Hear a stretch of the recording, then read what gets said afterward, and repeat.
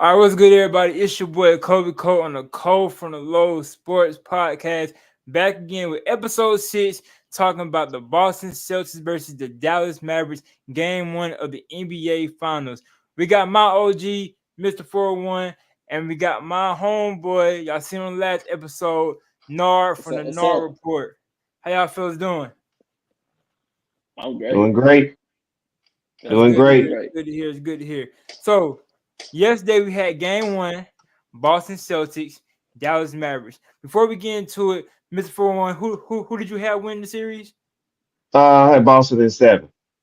And Nora, who you got? Dallas in 6. You said Dallas in 6. Yeah. Go ahead, Calvin. What's up, man? What's up? What's up? What's up? So, uh, game 1, Boston took game 1, and Boston took game 1 in a dominant fashion. A lot of people seen that game being close, and by right, we have Boston number 1 seed, Dallas number 5 seed. Great superstars on both teams.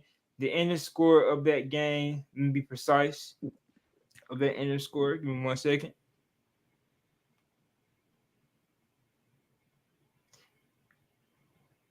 107-89 Boston. So before going into this game, what was y'all initial thoughts on the Boston and Dallas matchup? We'll start with Nard. Well, for me, heading into the matchups of last night's game, I was thinking they really match up well with each other. But literally, the whole outcome was Kristaps Porzingis made a huge impact for the Boston Celtics last night. He was that X factor. What about you, Mr. 4-1?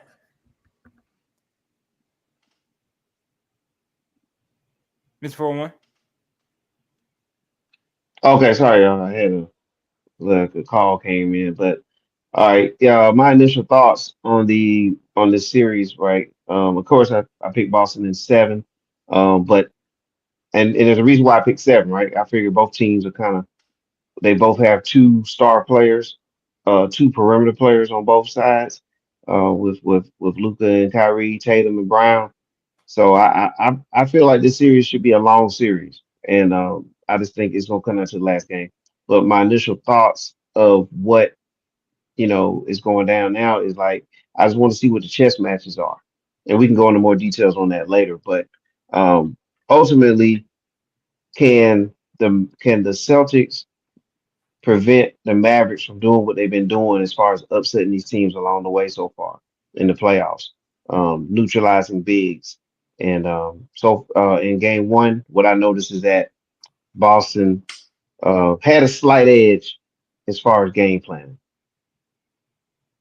So, Nard, you mentioned Kristaps Porzingis showing out, coming in. He came off an injury.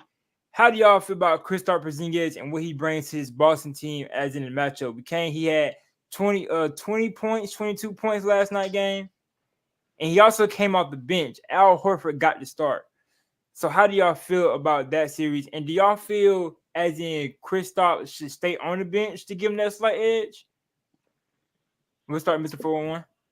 Okay, well, I would say just to answer your last question there, I do think that they should keep Porzingis in the role that they have him in.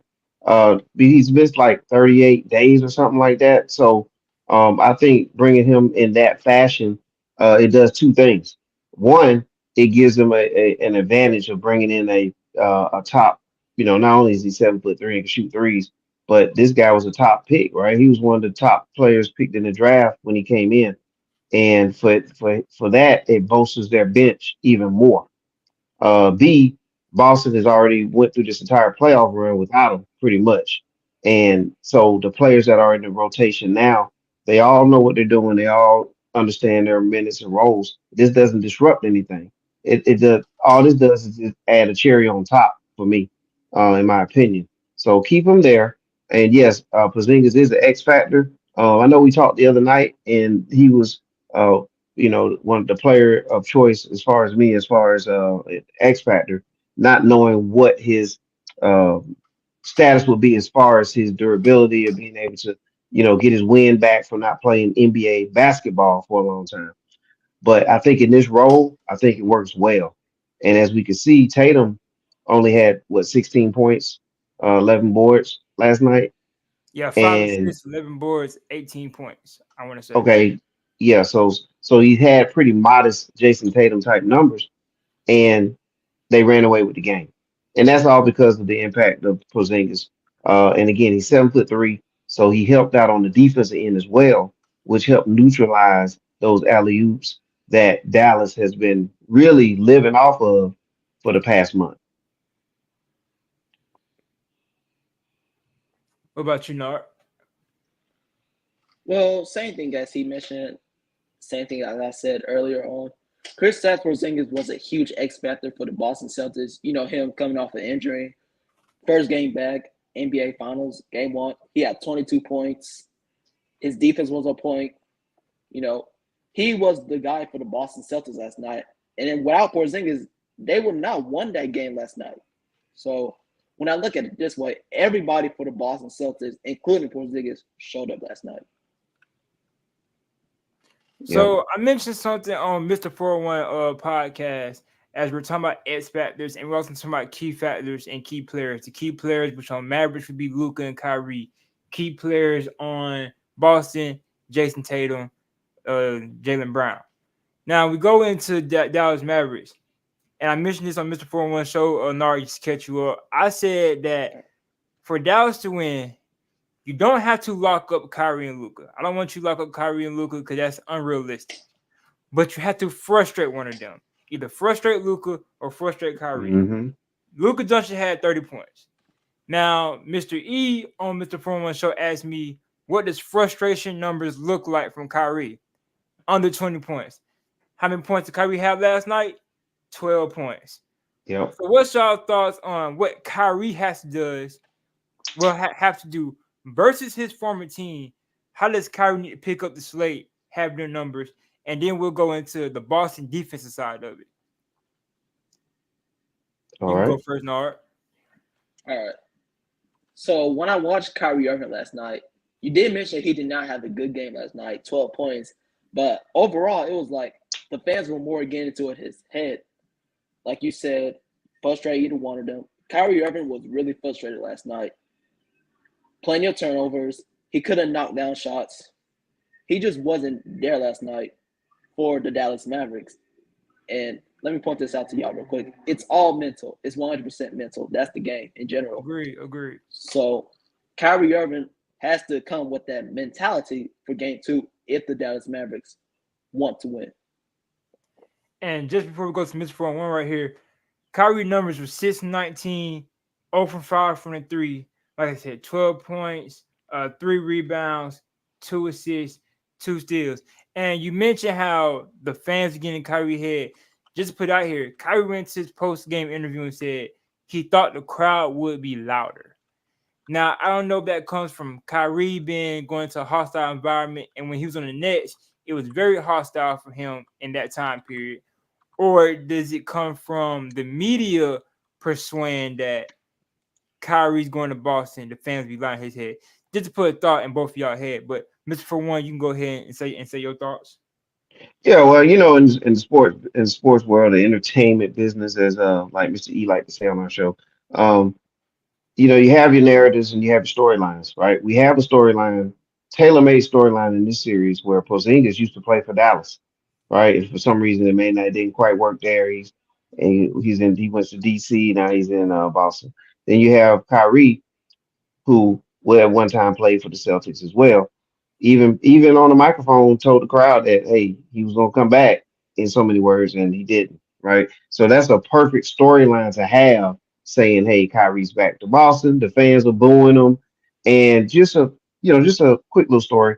The Boston Celtics uh, have a tough fan base, and this goes way back into the days, even before my time.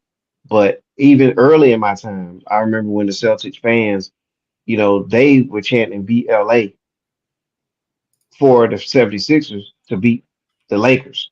Like they're a tough crowd. And so they dive into that a little bit and they're booing Kyrie every time he touched the ball. But I think that Kyrie, should he's played long enough in the NBA for something like that not to really bother him. I feel like it's a stat that you just kind of recently mentioned there where Ofer was it 0 for 5 for 3? over 5 for 3. Uh, yeah, he needs to make a couple threes, and I think that will help his numbers too.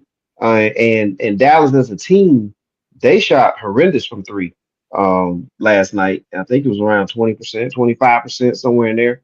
So he has to be better. He has to make some of those shots that he wasn't quite making, and he had to adjust to the length. Boston has length at pretty much every position. And if it's not length, it's a stout player like a Holiday or even a Derek White. But you have to deal with Porzingis now. You have to deal with Horford with his lateral quickness at 6'8", 6'9". In shoes, he's about 6'9". And then you have Tatum and Brown, who again they're much taller than Kyrie. So I know he's great at making shots around the basket and around players, but it's still an adjustment now because he hasn't really they didn't really face this type of defense so far in the postseason. What they've been able to do is drive and then have that alley oop option. Now they're adjusting to not having that option. Let's see what Kyrie does the next night. But he definitely has to make a couple more threes, and I think that will kind of open things up. And also, it seemed like they were kind of doing a his turn, your turn, my turn type of thing too.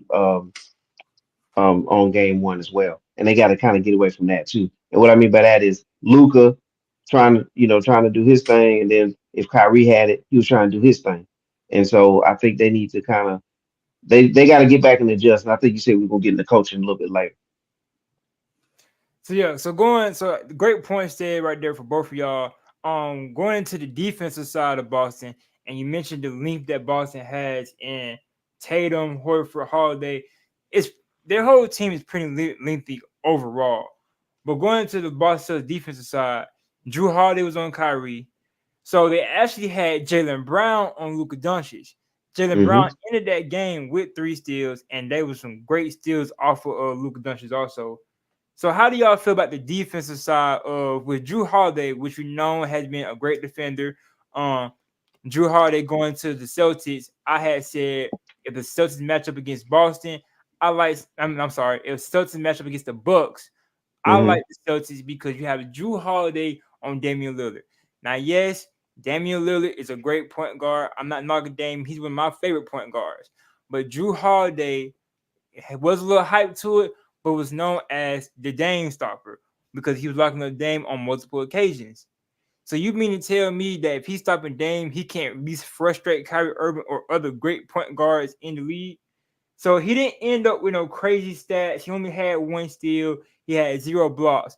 But the defense and the presence was there on Kyrie. So just starting with Drew Holiday, how y'all feel about Drew Holiday playing defense? We're gonna send a question. How y'all feel about Drew Holiday playing defense and Jalen Brown playing defense on Luka Doncic? How do y'all feel about that duo right there, the defensive standpoint? Mr. 401, you can kick us off on this one.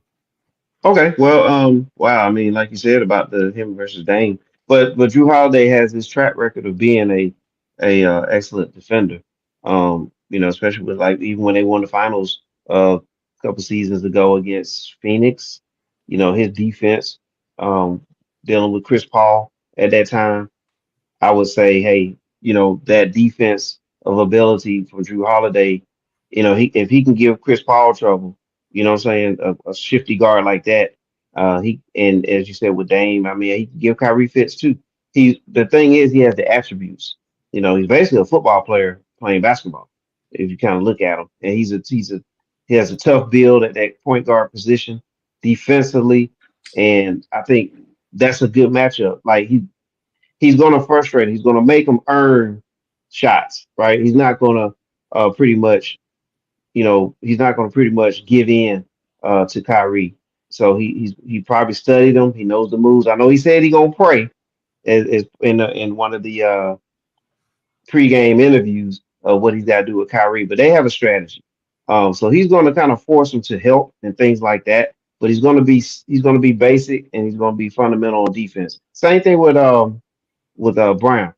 Brown has the length to kind of stay with Luca, and obviously foot speed is not going to be an issue with Luca. The thing with Luca is he likes to, use his size, his weight, and kind of keep you on his hip and kind of guide you where you want to guide you. But with Brown having that length, he can kind of stay honest as well. So I think that's a good matchup. Like he, he's going to frustrate. He's going to make them earn shots, right? He's not going to pretty much, give in to Kyrie. So And I think that's the whole key. Both of those guys can stay honest on defense, and they trust that their teammates are going to help them when they need the help. What you got, Nard? We'll pick it off to what he was saying. Drew Holiday is an excellent defender. We look at his times with the Milwaukee Bucks. He was the reason why the Milwaukee Bucks had a good defense because of Drew Holiday. And I'm looking at the Hmm. stats right now. Drew Holiday had 1 steal last night, and Jaylen Brown had 3 steals last night. So me pick it off of what Porzingis did last night. He also had 3 blocks as well. So I believe that Drew Holiday is the leader for that defense. So when I look at him and Jaylen Brown and everybody else for the Boston Celtics play defense off of Drew Holiday. And that's what I was getting into. I had gave 2 points to Mr. 401, so y'all make sure y'all check him out, Mr. 401. And also got the NAR report here. But I gave on his show, I said it's 2 key X factors. Hmm. Offensive wise, I want to see what Derrick White was going to do. I didn't count Kristaps as a X factor because I just thought he was going to be a starter. Coming back, I kind of knew he would abuse the center position with Daniel Gafford, in my opinion. But as of last night, he is an X factor, and he is what bring this Boston team to a win. But I had used Derrick White for the offensive because of how he been playing the whole playoff series. But defensive side of the ball, I said Drew Holiday because he has to be a word I like to use, a pest to Kyrie Irving or Luka Doncic. In this series, he'll be guarding Kyrie Irving, so he has to be a pest to Kyrie. Great defense last night. Now, is it going to keep going? No, Kyrie will have a big game or have a game where he drop either amount of assists and get it going. Kyrie can't get on the boards at times or go drop 25 to 30 points. But this is my thing also with Kyrie and the defense. If Kyrie goes drop 30, can Luka match his 30 or give him 25 plus?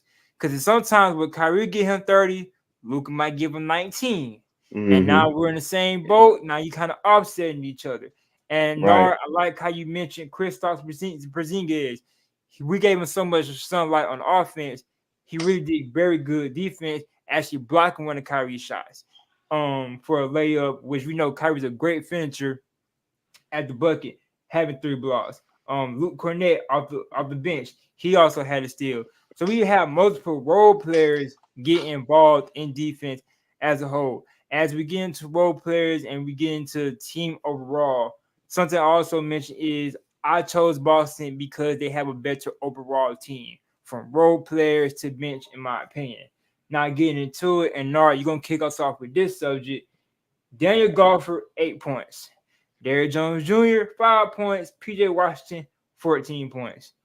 With your main player, one of your main players, Kyrie Irving, having 12.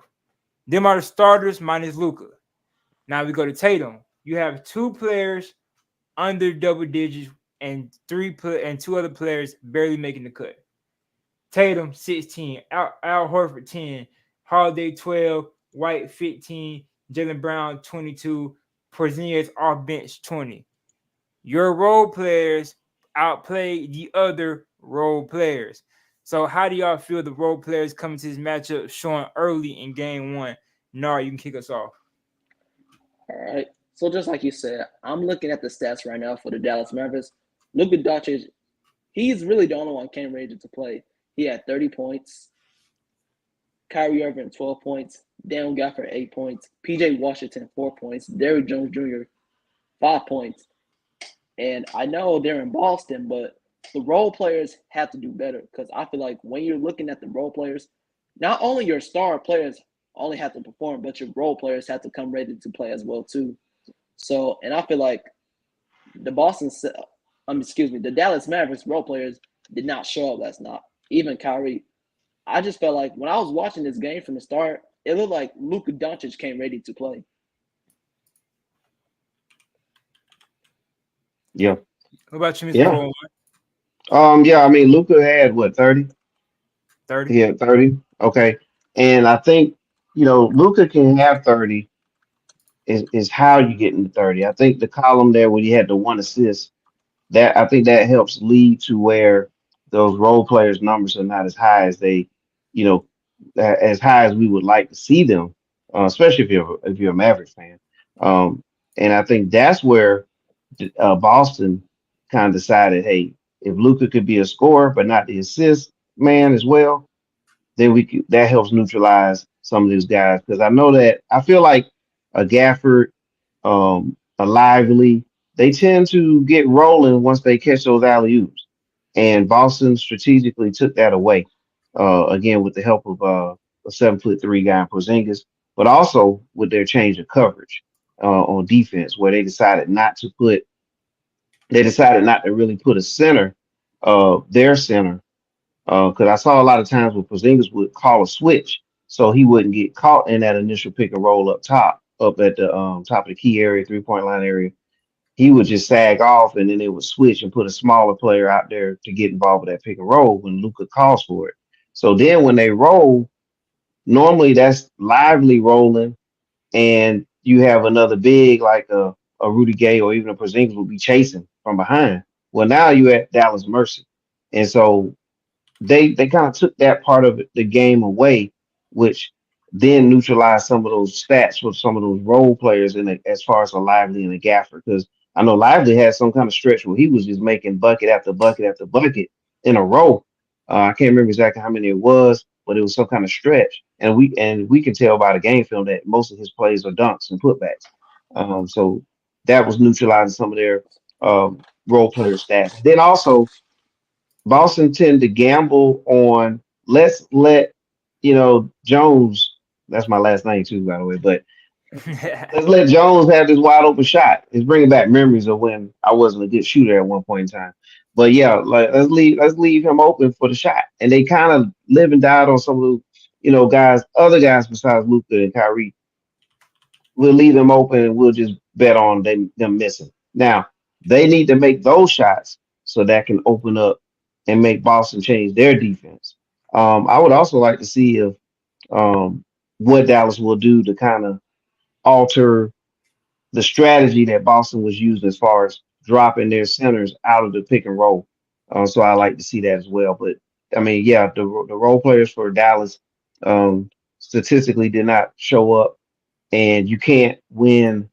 You can't beat a team like Boston without having that extra player. I don't know what's going on with Tim Hardaway Jr., but if he's healthy, maybe this is a nice time to see him out there because that's one other player that I remember seeing on Dallas throughout the last couple seasons here that can actually light it up, And I don't know if he's in or out. We can verify that. But they need a third option out there that is not reliant upon the alley oop, the pick and roll. Somebody else who can get something done that help change up that Boston's defense. And I want to say this too. Big shout out to Coy. I saw him down at the bottom.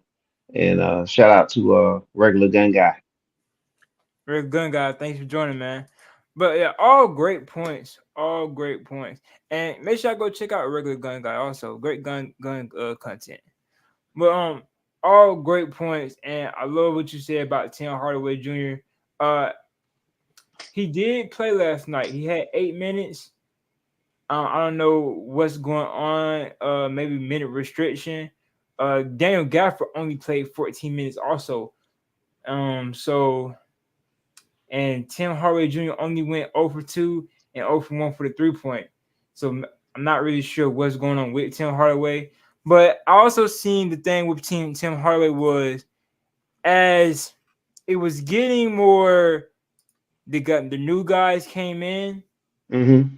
his use and his playtime went lower and lower, as with PJ Washington, Daniel Gofford, and Derrick Jones Jr.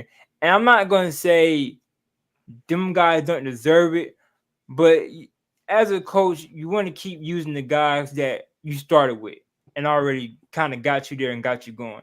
So maybe it will see an adjustment with Tim Hardaway Jr. and maybe just something personal issues or behind the scene issues going on behind that. But let's switch over back to Boston. And Tatum, which I had chose for my finals MVP, 16 points, 11 rebounds, 5 assists, 1 block, only 1 foul, but 6 turnovers. He Mm-hmm. didn't have a bad game. Let's go ahead and say that. So if it was like in Finals MVP conversation off of game one, he's in the conversation. Him, Porzingis, and Jalen Brown. Because the only difference is Jalen Brown and Porzingis has 4 to 8 more points than him. I'm sorry, 4 to 6 more points than him. So it wasn't like Tatum didn't do absolutely nothing, and Tatum has the others beat in the other areas and rebounds and assists. But to keep this going and to win these 4 games, what more do y'all expect out of Tatum with putting up numbers like this? Do y'all expect this out of Tatum, or do y'all expect a little more being the superstar that we say he is? And who kicked us off last time? Was it you, Mr. Foreman, or was it Nard? You go with Nard. That's fine. Go ahead, Nard. I like listening to Nard.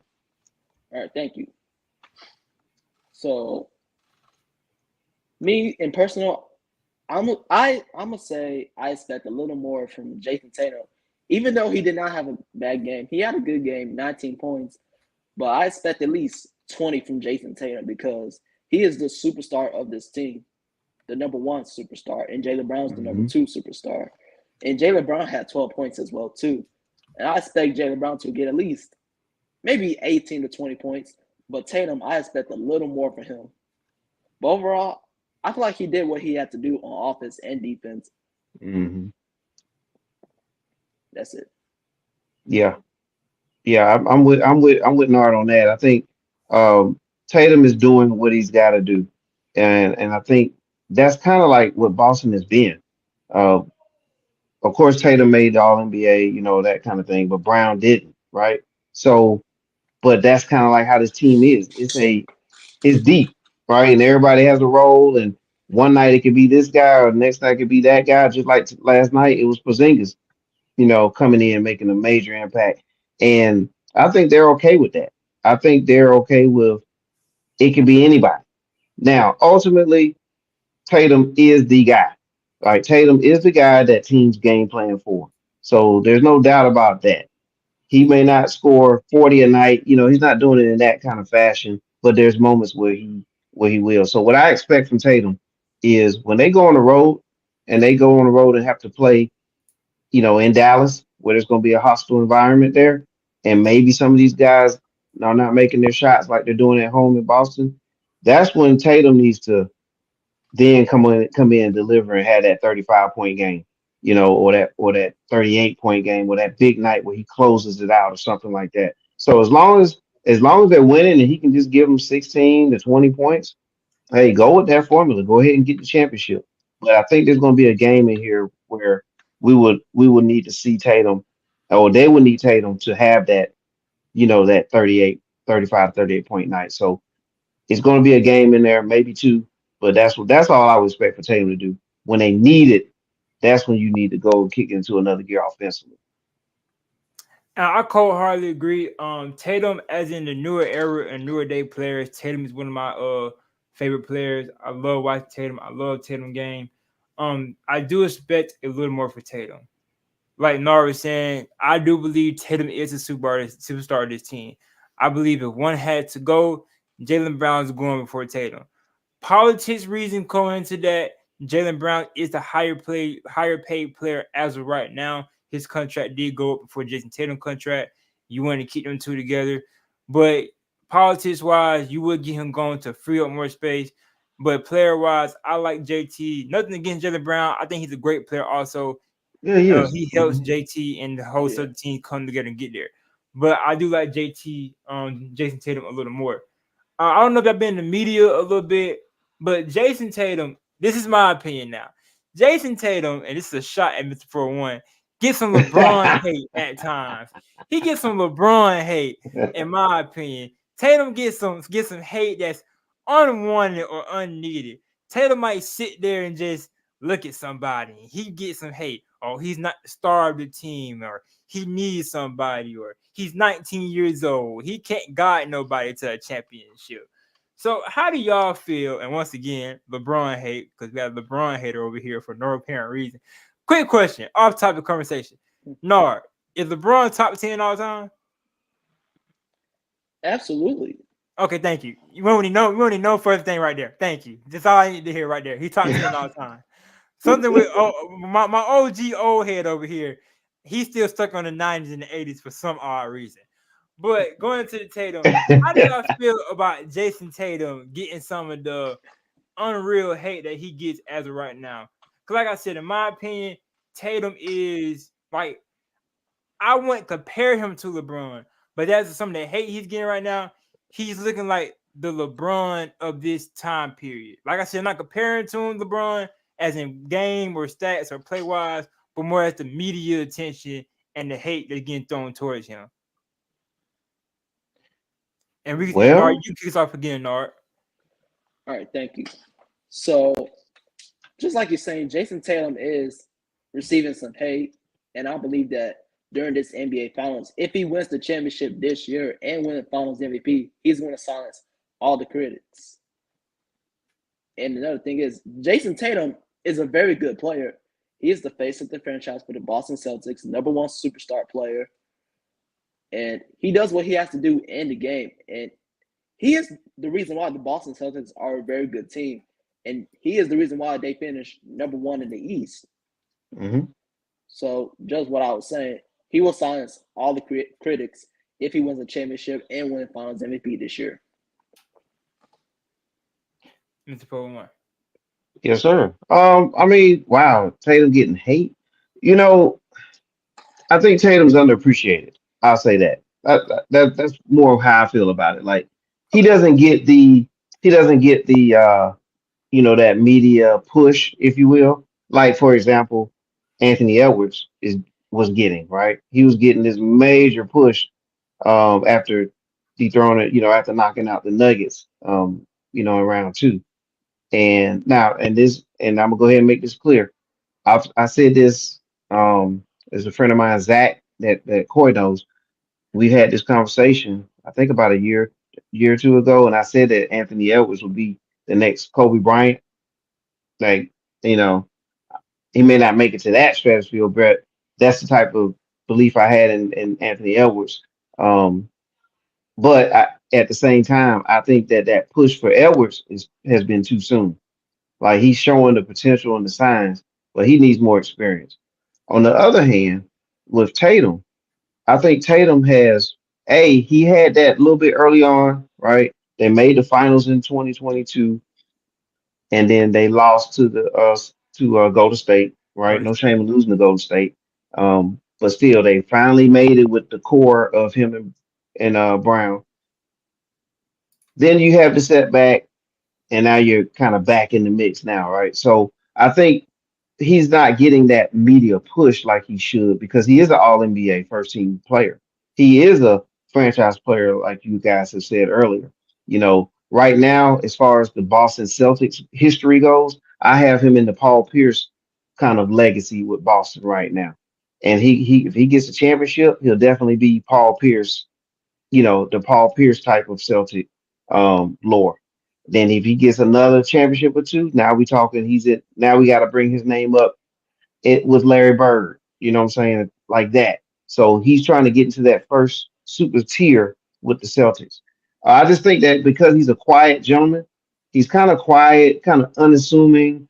Uh, he's kind of vanilla, you know what I mean? Like kind of plain. It's like eating, I don't know, eating greens or something or broccoli. Like it's not really no pizzazz to him, but his game is good.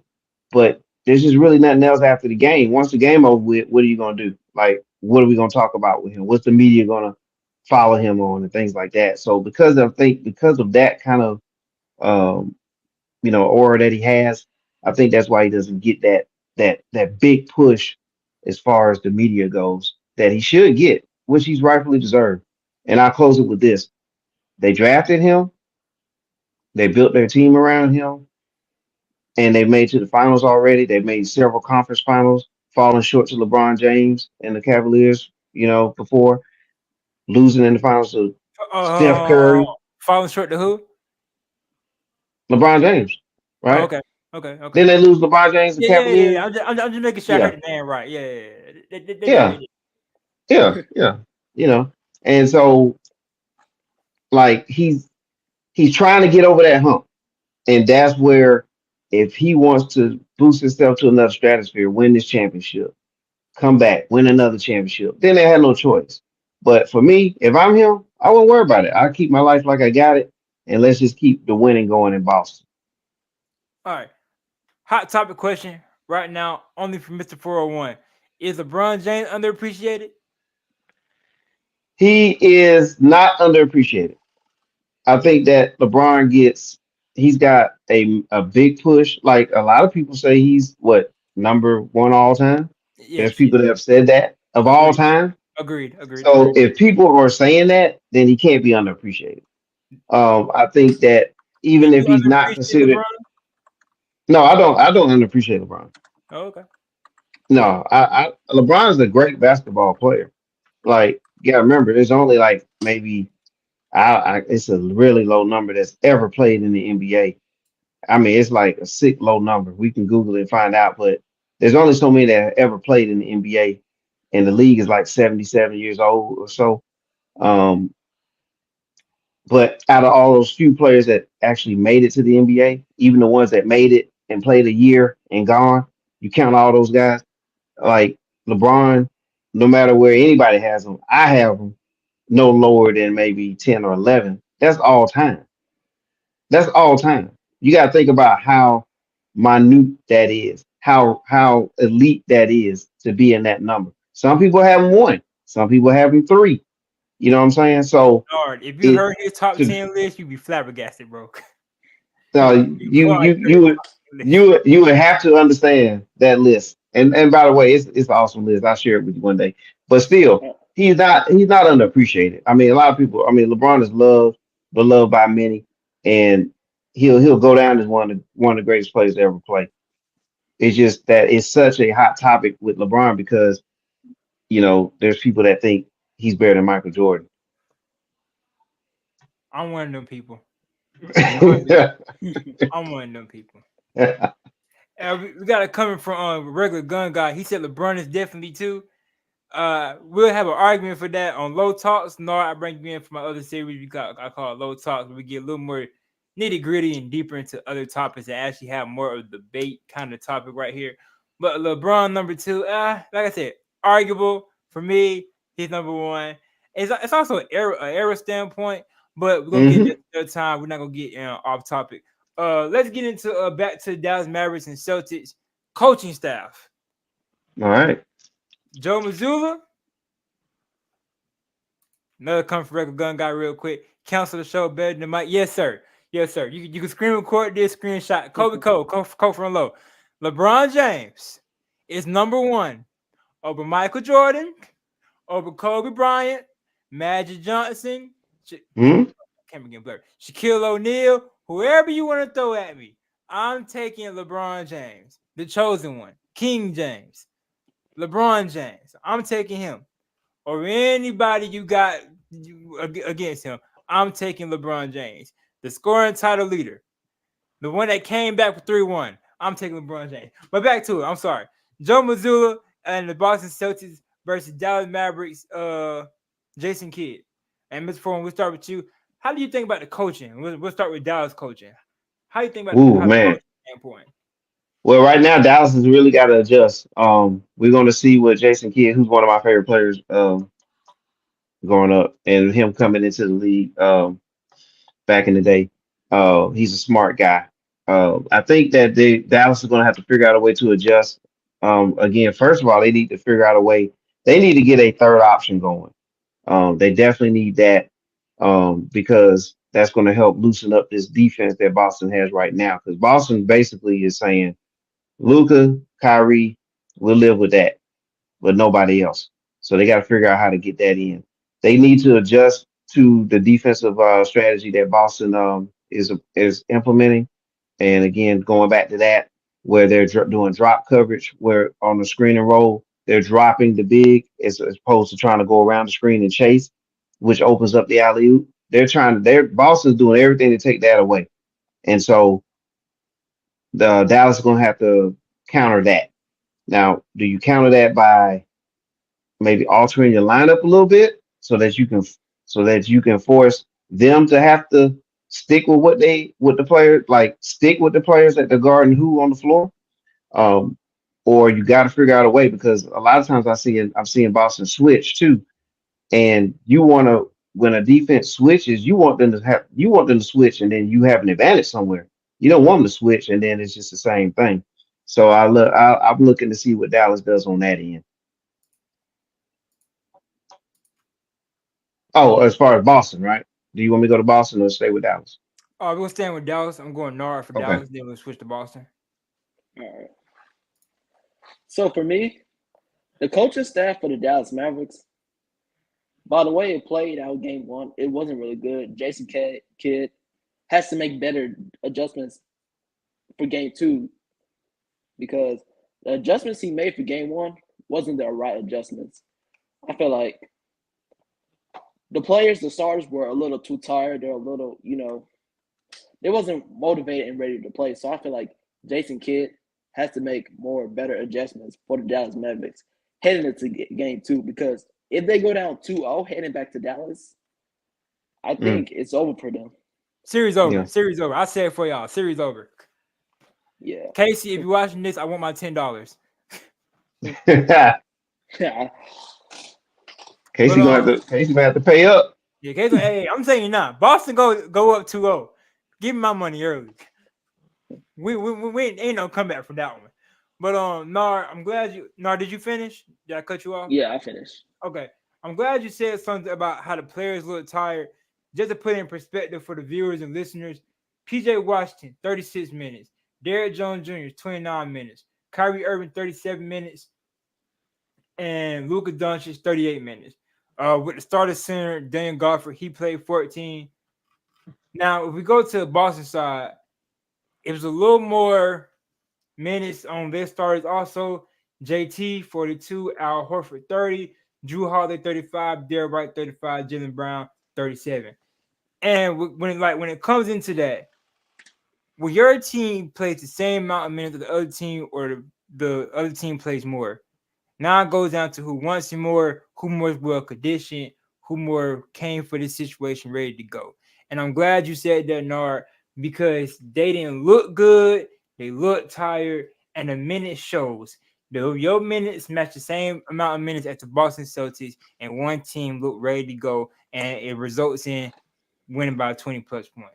Now, for my thing with Joe Mazzulla, the players have to step up a little more.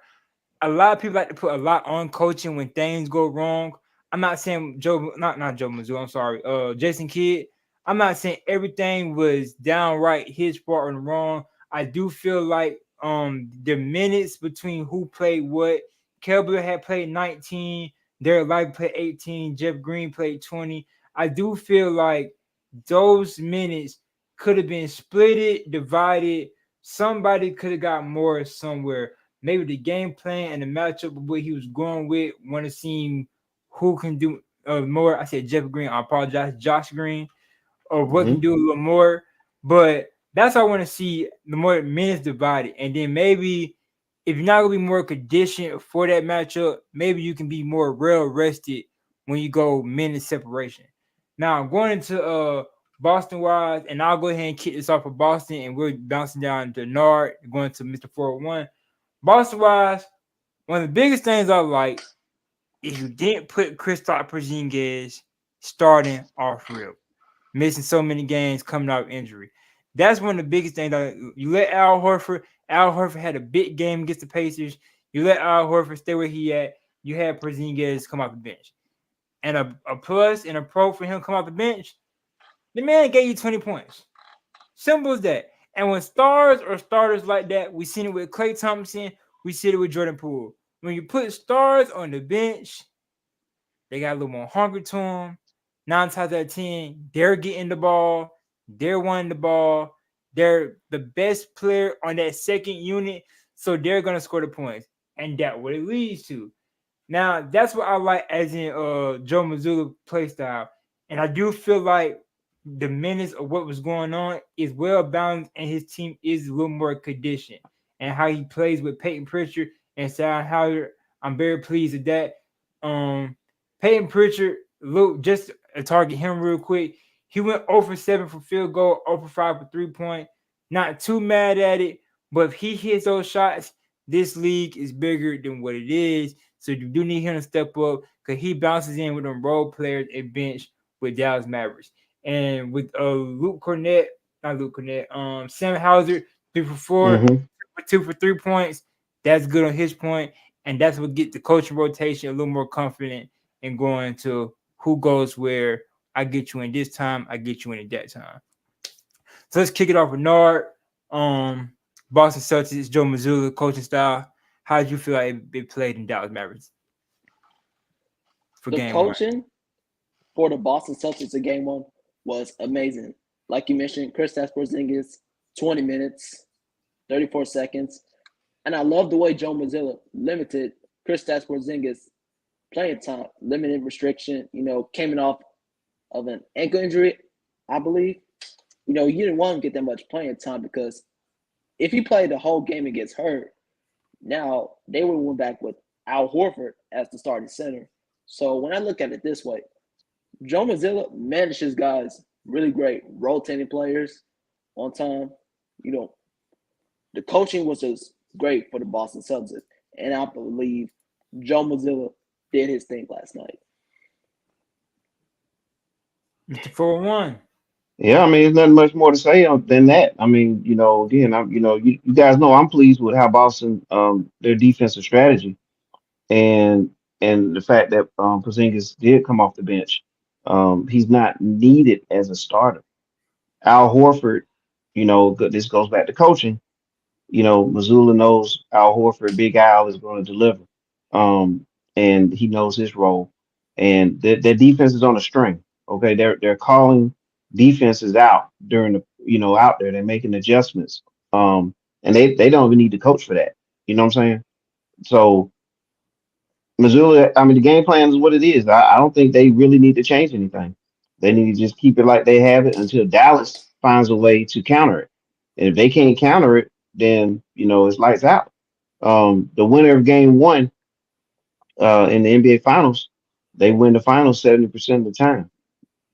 Again, we said 77 years, 77 finals. So 70% of the time. So it's looking kind of slim here. That means Dallas has to, since we're talking coaching, Dallas really got to get this game. They got to get it done, make it 1-1, and go from there. Now, I will say this: the last time a team did go up 1-0 and lose was Boston to Golden State in 2022. But think about the dynamic with that. You have a veteran team in Golden State who kind of been there, done that, you know, won championships, and then you had an upstart Celtic team for the first time in the finals. So that can be a variable in there. But this Celtic team is not that anymore. They're not the little kid Celtics anymore. This is a more veteran laid team now. So this next game is gonna be vital. And to put that in other perspectives or other terminology, it's kind of how the Chiefs versus 49 was in the Super Bowl. More experienced team, more well That's versed fair. team. Here in this Hmm. situation, Golden State, new upcoming team, got all the hype, been the best in the league so far coming up. 49ers, Boston Celtics. So just to put that in other terminology and other, I know we got multiple sports fans that look at it in different ways. So just put that in terminology right there. A regular gun guy, great comment. I love this comment right here. I think this would be a great series. I don't think Dallas have enough to win this series unless they can keep the game close. Dallas has the better closers, in my opinion. Cole hardly agree. That's what I've been saying. When it comes to the duos, Kyrie and Luka, they can close the game good. Now, duo wise, they do have better closers. I might argue Boston team as a whole might have better closers because Derek White, Jalen Brown, JT can come give you one. Al Horford, we seen that game with the Pacers. Bow, bow, bow. Off rip. So that is just subjective in my own opinion, but I love this comment. It was a great comment. So we got game 2 on Sunday. It'll be back in Boston. We're gonna go excuse me. We're gonna go winner. We're gonna Hmm. go let's go winner. Let's go score prediction. I know it's a little more hard to give a score prediction in basketball, but that's what the fun of it comes from. So we'll go winner, score prediction, and we'll go who's your breakout player or who will be the star. This last game was Kristaps Porzingis. They came out and showed who will be y'all player in y'all head for this game right here. We'll start off with Mr. Okay. 401, kick it Nard, and we'll go to me. All right. So I'm going to go with, man, this is now, now we going individual games. And with Boston winning that first one, Dallas is really, their backs are really to the wall. Um, but I'm still going to pick Boston. So I'm picking Boston to win game two. I do expect it to be a much closer game than game one. I think Dallas, uh, the shock now is off as far as seeing Porzingis on the floor. You know what I mean? Because they probably had a whole bunch of film throughout this playoffs if they was watching Boston's playoff film and there was no Porzingis out there. So now to actually see him, they have an opportunity to kind of adjust. Now, with that said, though, I still think Boston will still win the series because I mean they had how many players? Roughly seven players hit multiple threes in game one. So that's telling me that these guys are locked in as far as Boston is concerned with their shooting, and I think that it'll be a tougher game. It'll be a closer game. Last game was 107 to 89. I'm gonna go with this game being more of a let's just go 110, 110, 106 Boston. And the breakout player, okay, because you said breakout player. I think the player, and do you mean most out like an outstanding player, Yeah, not somebody coming out outstanding of player. nowhere? Yeah, Okay, that's a better terminology. okay, that's Outstanding fine.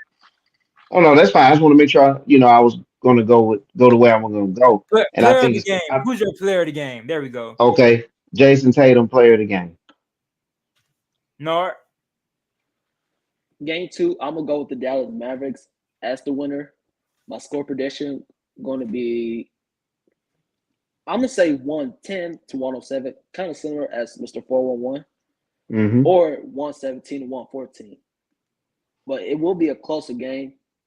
And my breakout player will be Mr. Kyrie Irving because we all know he had an awful game in game one, 12 points. I feel like he's going to come back for game two, ready to play.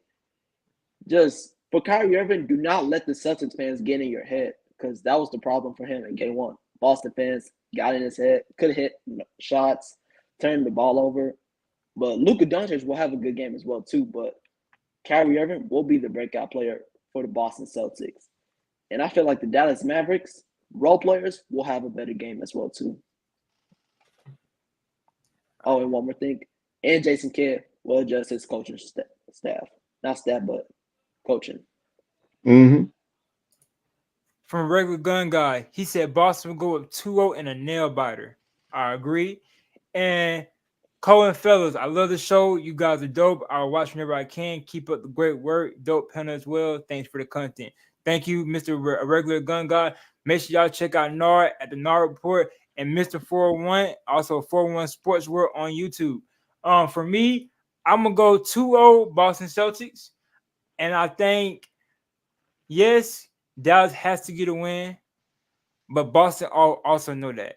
So if they go up 2-0, go to Dallas, and somehow get a win in Dallas, the momentum gets way changey. They got that back in their head. I don't want Hmm. 2022 Curry to happen again. That's what's in their head, I believe. Breakout player, I'm going Jason Tatum. He can start making his case for Finals MVP. Score, I'm going 115-110 Boston. All right. So we're all in the same range. I'm gonna go 115, Hmm. 110 Boston. It's gonna end somewhere in that, somebody hit a big three, close out the game, go to the free throw line, somewhere in that. Most shocking is if Dallas come back and they blow out Boston at home, which that would be very concerning. Yeah. That'd be very Yeah, it concerning. would. Any closing thoughts? Well, not really, but all I have to say is I feel like game two will come down to wire, and somebody hits a game winning shot to either go up 2-0 or tie that 1-1. Yeah, I like I said, my prediction is the series is going seven. Um, so I expect a very good game Sunday. So everybody should be able to, after having this great weekend here, you can top off your weekend, relax, sit back and watch a good basketball game. Uh, that's what I expect to see on Sunday. I expect to see a good game. All right, once again, fellas, I thank y'all for coming. Thank y'all for joining. We will have another episode if y'all are free. We have another episode on Monday to talk about game 2 and wrap up our thoughts on game 2. Fellas, y'all have anybody that wants to come and talk about on the show, they're more than welcome. Please invite them. Shoot me a DM. I'll get them the link, or I'll get the link to y'all. Y'all can send it to them.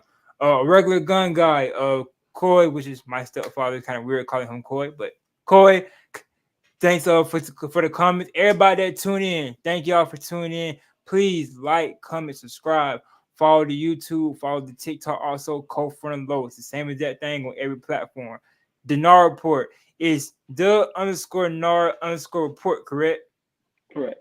And I also dropped the link to his Instagram in the chat. And Mr. 41 is 41 Sports World on YouTube. Pull up.